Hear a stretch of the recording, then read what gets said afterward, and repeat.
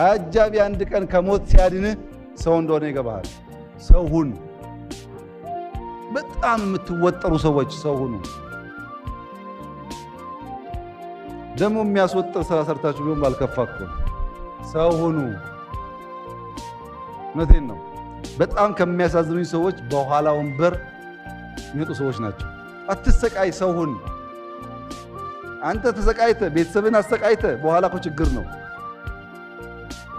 ስታስከፍት ያየ ልጅ ምን እንደሚያምረው አስብ።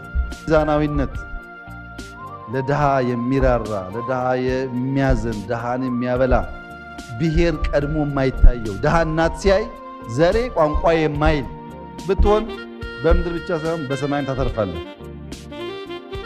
ከድሃም እንኳን ከለር የምትመርጥ ከድሃም እንኳን ቋንቋ የምትመርጥ ከድሃም እንኳን አይሳካልህም።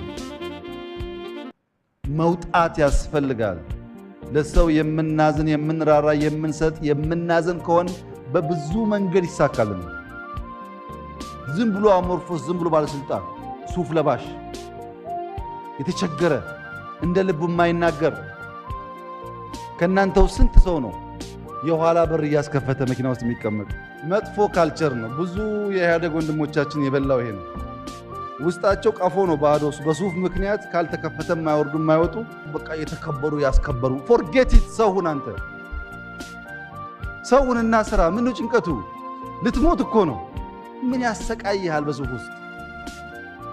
ሰውን እንደ ሰው ተራመድ።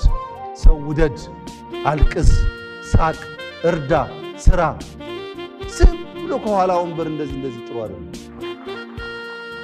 የኋላ ወንበር በሽታ ከናንተ ውስጥ ተነቅሎ ሲወጣ ሰው መሆናችሁን ስታቁ ያ ሾፌር ያ አጃቢ አንድ ቀን ከሞት ሲያድንህ ሰው እንደሆነ ይገባሃል።